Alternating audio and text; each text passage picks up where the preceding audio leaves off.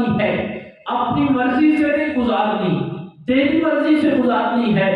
جب کھاؤں گا تو تیرے احکامات کے مطابق کھاؤں گا، جب پیوں گا تو تیری مرضی کے مطابق پیوں گا، جب جیوں گا تو تیری مرضی کے مطابق جیوں گا۔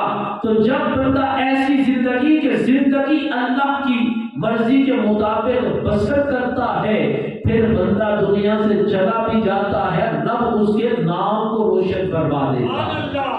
حضور غوث اعظم رضی اللہ تعالی عنہ، آج بچے بچے کے دل کے اندر غوث پاک کی محبت ہے، بڑے بھی غوث پاک کی شان بیان کرتے، چھوٹے بھی غوث پاک سے پیار کرتے۔ سبب کیا ہے؟ غوث اعظم نے اللہ سے سچا پیار کیا اور رب نے قیامت تک غوث اعظم کی محبت کو لوگوں کے سینوں میں پیدا فرما دیا۔ حضور غوث اعظم رضی اللہ تعالی عنہ، آپ کے والد گرامی انتہائی عابد و زاہد تھے۔ ایک دن اللہ کی عبادت میں مصروف، کافی دن گزر چکے، دن رات جنگل میں چلے گئے، اللہ کی عبادت میں مصروف ہو گئے۔ اب بھوک نے ستایا ہے، سامنے کھانے والی کوئی چیز نہیں، تو کہتے مالک اگر بھوکا رہوں تو تو راضی ہے تو مجھے بھوک بھی قبول ہے، اگر میری پیاس پہ تو راضی ہے مجھے پیاسا رہنا بھی قبول ہے۔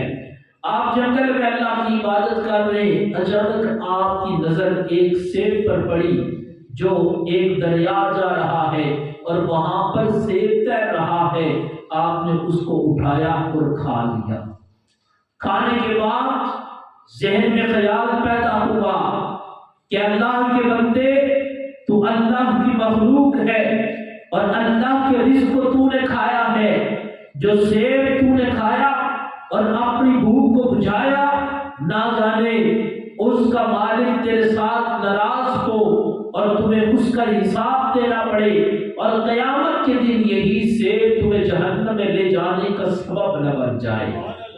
جب ذہن میں یہ خیال پیدا ہوا، حضور غوث اعظم رضی اللہ تعالیٰ عنہ کے والد گرامی، آپ نے ایسا کیا، اس نہر کے کنارے کنارے چل پڑے، کہنے لگے کوئی تو ملے گا جو اس کا مالک ہوگا، میں اس کے پاس پہنچوں، اس سے جا کے معافی مانگوں، وہ مجھے معاف کر دے۔ جب وہ معاف کرے گا وہ بندہ بھی راضی ہوگا، اللہ بھی میرے ساتھ راضی ہو جائے گا۔ اب حضور غوث اعظم کے والد گرامی نہر کے کنارے کنارے چل پڑے، طویل سفر کیا، وہاں پر دیکھا کہ ایک باغ ہے نہر کے کنارے اور اس باغ سے سیب اس نہر میں گر رہے ہیں۔ آپ نے کہا اس باغ کا مالک کون ہے؟ پتہ چلا حضرت عبداللہ صومعی رحمۃ اللہ علیہ، جو بعد میں حضور غوث اعظم کے سسر جان بنے، جب پتہ چلا کہ وہ اس کے مالک ہیں تو آپ ان کی خدمت میں حاضر ہوئے۔ کہا حضور مجھ سے ایک غلطی ہوئی ہے اور میں اس غلطی کی معافی مانگنے آپ کے پاس پہنچا ہوں۔ کہا کیا غلطی ہوئی ہے اور کس غلطی کی معافی مانگنی ہے؟ کہا صرف ایک سیب میں نے غلطی سے کھایا، یقیناً اس کے مالک آپ تھے، مگر آپ کی اجازت کے بغیر میں نے اس کو کھا لیا اور اب آپ کی خدمت میں حاضر ہوا۔ آپ اگر معاف نہیں کریں گے تو میرا رب بھی معاف نہیں کرے گا۔ انہوں نے کہا ہاں معافی مل سکتی ہے۔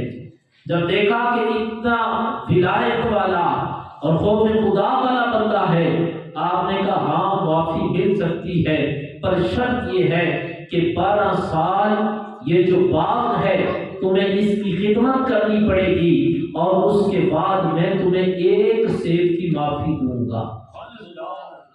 آج غوث اعظم کے وہ غلام کہ جو لوگوں کی کروڑوں کی زمینوں پر ہڑپ زمینیں کر جاتے ہیں، حرام کھائے پہ کھائے جا رہے ہیں، کروڑوں کا مال وہ کھا جاتے ہیں اور زیادہ سے زیادہ زمینوں پر قبضہ کر کے کہتے ہیں ہم غوث پاک کے ماننے والے۔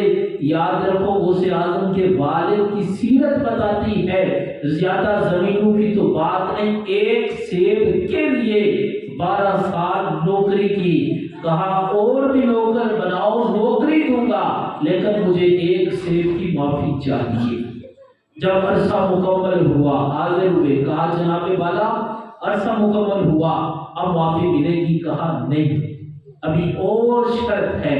کہا جتنی شرطیں لگانی لگا لو، بس میں قربانی دیتا جاؤں گا، آپ نے مجھے ایک سیب کی معافی دینی ہے۔ انہوں نے کہا کون سی شرط ہے؟ کہا میری ایک بیٹی ہے۔ حضرت عبداللہ سومعی رحمۃ اللہ علیہ نے کہا میری ایک بیٹی ہے، آنکھوں سے دیکھ نہیں سکتی، پاؤں سے چل نہیں سکتی، کانوں سے سن نہیں سکتی، تمہیں اس کے ساتھ نکاح کرنا پڑے گا، اگر اس کے ساتھ نکاح کر لو تو تمہیں سیب کی معافی مل جائے گی۔ کتنا مشکل فیصلہ تھا، آخر زندگی کا فیصلہ کہ جس کے ساتھ نکاح کرنا ہے، کہنے میں بیان کرنے میں گوگی بہری ہے، لوگی ہے، چل نہیں سکتی، دیکھ نہیں سکتی، سن نہیں سکتی۔ کہا اگر میں یہ کام کروں ایک سیب کی معافی مل جائے گی؟ کہا ہاں، اس کے ساتھ نکاح کرو گے تو ایک جو تم نے سیب کھایا تمہیں اس کی معافی مل جائے گی۔ آپ نے کہا اگر اس ایک سیب کی معافی لینے کے لیے اتنی بڑی قربانی دے کر میرا رب راضی ہو جائے تو فرمایا رب کو راضی کرنے کے لیے اتنی بڑی قربانی دینے کے لیے بھی تیار ہے۔ آپ کا نکاح ہوا، رات کو جب آپ اپنے کمرے میں گئے، دیکھا بڑی حسین و جمیل عورت ہے، وہ آنکھوں سے دیکھ بھی رہی ہے، کانوں سے سن بھی رہی ہے، قدموں سے چل بھی سکتی ہے۔ کہا حضرت آپ نے کچھ اور بتایا تھا؟ کہا میں نے جو کہا تھا آنکھوں سے دیکھ نہیں سکتی، اس نے اپنی زندگی میں کبھی کسی غیر محرم کو نہیں دیکھا۔ میں نے جو کہا تھا کانوں سے سن نہیں سکتی، اس نے آج دن تک اپنے کانوں سے غیر شرعی آواز کو نہیں سنا۔ میں نے کہا تھا قدموں سے چل نہیں سکتی، آج دن تک وہ اپنے قدموں سے چل کر کسی برے کام کی طرف نہیں گئی۔ آپ نے کہا اللہ کا شکر ادا کیا، یا رب جس نے مجھے اتنی نیک بیوی دی ہے، مالک پتہ نہیں کتنی نیک اولاد تو مجھے عطا فرمائے۔ پھر وہ جو نیک میاں اور نیک بیوی، ان سے جو بیٹا پیدا ہوا، آج بھی زمانہ اسے غوث اعظم عبد القادر جیلانی کے نام سے یاد کرتا ہے۔ جب غوث اعظم کی ولادت ہوئی اور آپ کی ولادت یکم رمضان المبارک کو ہوئی، اور پہلے دن سے یہ معمول بنایا کہ آپ رمضان کے مہینے میں صبح سحر سے لے کر افطاری تک آپ دودھ نہیں پیتے تھے، کوئی چیز نہ کھاتے تھے نہ پیتے تھے۔ بچپن سے پہلے دن سے یہ معمول اس لیے کہنے لگے کہ میں ماہ رمضان کے احترام پہ کچھ نہیں کھاتا۔ پتہ چلا جو مانگتے ہیں مالک اولاد نیک دے، نیک اولاد کے لیے شرط یہ ہے اگر والدین متقی اور پرہیزگار ہوں گے، گناہوں سے بچنے والے ہوں گے، پھر رب اولاد بھی وہ عطا فرمائے گا جو حضور غوث اعظم جیسی اولاد ہوگی۔ حضور غوث اعظم رضی اللہ تعالیٰ عنہ، آپ کی سیرت اور آپ کی کرامات میں سے کس کرامت کا ذکر کیا جائے؟ آپ کی یہی بہت بڑی کرامت ہے کہ رب نے آپ کو تمام ولیوں کی سرداری عطا فرمائی۔ حضور غوث اعظم رضی اللہ تعالیٰ عنہ ایک دن راستے سے گزر رہے، ایک مسلمان اور ایک عیسائی آپس میں دونوں بحث کر رہے تھے۔ عیسائی کہنے لگا میرا نبی شان والا، مسلمان کہنے لگا میرا نبی شان والا۔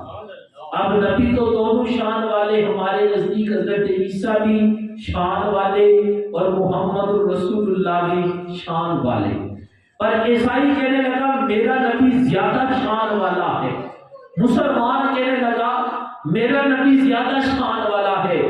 غوث اعظم نے کہا بھائی کیوں بحث کر رہے ہو؟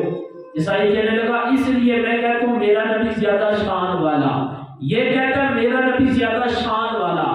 آپ نے عیسائی کو مخاطب کر کے کہا بتاؤ کہ حضرت عیسیٰ کی شان کو تو ہم بھی مانتے ہیں، لیکن یہ بتاؤ تم کہتے ہو وہ زیادہ شان والے، سبب کیا؟ اس نے کہا کہ اس لیے ہمارے نبی کو رب نے یہ معجزہ دیا تھا کہ حضرت عیسیٰ علیہ السلام مردوں کو بھی زندہ فرما دیں۔ آپ نے کہا تمہاری بات درست ہے، میں نبی نہیں، میں نبی کا امتی ہوں۔ کہا اگر تم یہ کہتے ہو اس وجہ سے ان کی شان زیادہ ہے تو میں اگر تمہیں قبرستان میں لے کر جاؤں اور تمہارے سامنے مردہ کو زندہ کر کے دکھاؤں پھر تم مانو گے کہ رب نے آمنہ کے لال کو زیادہ شان عطا فرمائی۔ وہ عیسائی کہنے لگا اگر ایسا ہو جائے تو میں مان جاؤں گا اور میں کلمہ پڑھ کے اسلام قبول کر لوں گا۔ آپ نے اس کو ساتھ لیا، قبرستان کی جانب لے گئے، کہا مرضی تمہاری ہوگی، کام میں کروں گا، جس قبر پر تمہارا دل کرتا ہے تم اس کا مجھے بتاؤ، میں اللہ سے دعا کروں گا، میری دعا کی برکت سے رب مردے کو زندہ فرما دے گا۔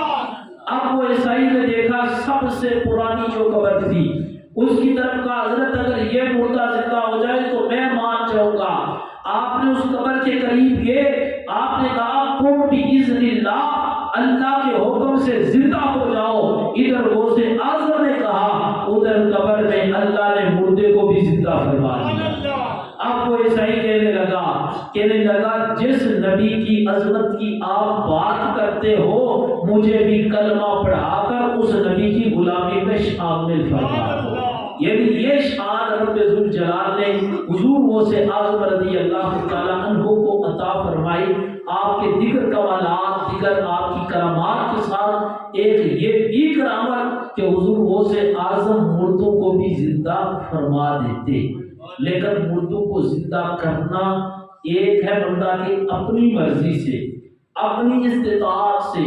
کوئی بھی بندہ اپنی استطاعت سے مردوں کو زندہ نہیں کر سکتا، لیکن جس کو اللہ توفیق دے، اللہ اذن دے تو کائنات کا رب اس بندے کو یہ شان بھی عطا فرما سکتا ہے۔ حضور غوث اعظم رضی اللہ تعالیٰ عنہ کی سیرت کے حوالے سے آخری بات کر کے میں گفتگو ختم کرتا ہوں۔ القلائد الجواہر فی مناقب سیدنا شیخ عبد القادر، امام ابن حجر مکی کی کتاب ہے۔ اس میں انہوں نے لکھا کہ حضور غوث اعظم سے ایک بندے نے سوال کیا تھا کہ یہ اتنی شان اللہ نے آپ کو دی، اتنا مقام دیا اور اولیاء کی سرداری ملی، تو یہ بتاؤ کہ یہ سب کچھ کس سبب سے ملا ہے، کوئی ایک سبب بیان کرو۔ تو آپ نے فرمایا اور بڑے اسباب ہیں، ان میں سے ایک سبب یہ ہے کہ میں نے اپنی زندگی میں سچائی کو اختیار کیا، یعنی زندگی میں سچ بولا ہے اور اپنی ساری زندگی میں کبھی جھوٹ نہیں بولا۔ جھوٹ کو چھوڑنے کی وجہ سے اور سچائی کو اپنانے کی وجہ سے اللہ نے مجھے اتنی فضیلت عطا فرمائی ہے۔ ہمیں بھی چاہیے کہ ہم بھی حضور غوث اعظم رضی اللہ تعالیٰ عنہ آپ کی سیرت طیبہ کو پڑھیں، اس پر عمل کریں، اس کے مطابق اپنی زندگی کو بسر کریں۔ اللہ تعالیٰ ہم سب کو عمل کی توفیق عطا فرمائے۔ وما علینا الا البلاغ۔